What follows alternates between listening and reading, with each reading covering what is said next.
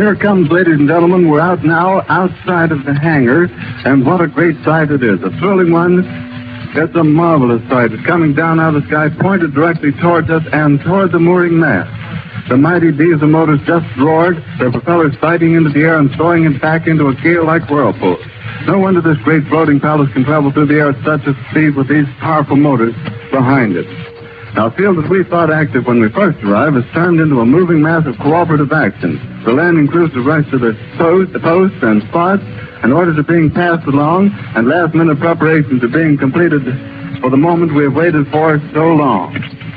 The ship is riding majestically toward us like some great feather, riding as though it was mighty proud of the place it's playing in the world's aviation. The ship is no doubt bustling with activity, as we can see. Orders are shouted to the crew. The passengers probably lining the windows looking down the field ahead of them, getting their glimpse of the mooring mast. It's practically standing still now. They've dropped ropes out of the nose of the ship, and it's been taken a hold of down on the field by a number of men. It's starting to rain again. The rain had slacked up a little bit.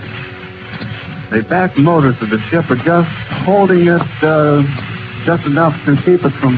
It bursts into flames. Get it, Charlie. It's crashing. It's crashing terrible. Oh, my, get out of the way, please. It's bursting into flames, and it's falling on the mooring mast, and all the folks agree that this is terrible. This is one of the worst catastrophes in the world.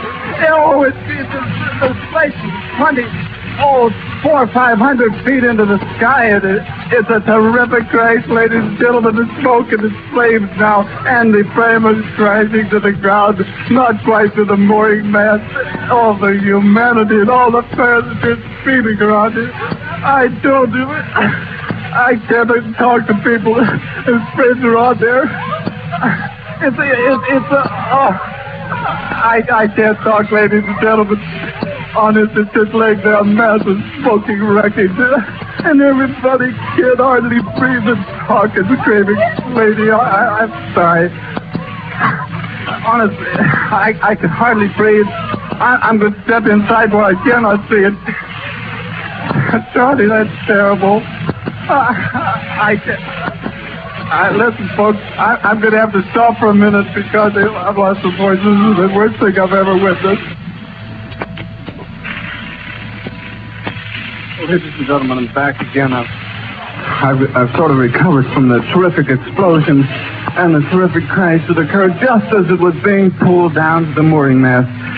The terrible amount of hydrogen gas in it just caused the tail surface broke into flame first. Then there was a terrific explosion, and that followed by the burning of the nose and the crashing nose into the ground, and everybody tearing back at breakneck speed to get out from underneath it because it was over the people at the time it burst into flames. Now, whether it fell on the people who were witnessing it, we do not know. But as it exploded, they rushed back, and now it's smoking a terrific black smoke floating up into the sky. The flames are still leaping maybe 30, 40 feet from the ground, the entire 811 feet length of it. They're frantically calling for ambulances and things. The wires are being humming with activity, and I've lost my breath several times during this exciting moment here. Will you pardon me just a moment? I'm not going to stop talking. I'm just going to swallow several times until I can keep on. I should imagine that the nose is not more than 500 feet or maybe 700 feet from the mooring mast. They have dropped 2 ropes, and whether or not some spark or something settled on fire, we don't know, or whether something pulled loose on the inside of the ship, causing a spark and causing it to explode in the tail surface. But everything crashed to the ground, and there's not a possible chance of anybody being saved. I wish I could stop in just a moment and see if I can get my breath again. And Charlie, if you'll fade it out just a minute, I'll come back with more description, ladies and gentlemen. Ladies and gentlemen, I'm back again.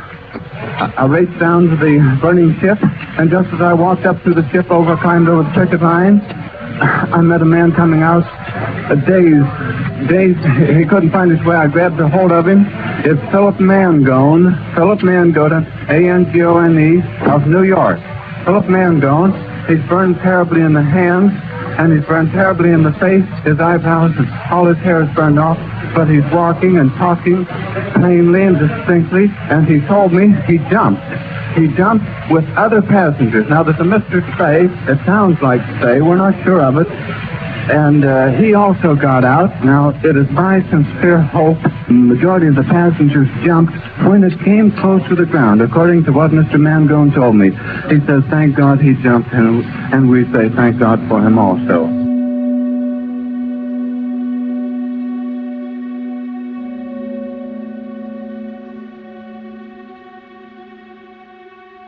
Thank you for joining me on this journey through history.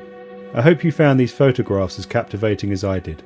If you enjoyed the video, don't forget to give it a like, share your thoughts in the comments, and subscribe for more content. I look forward to seeing you in the next video.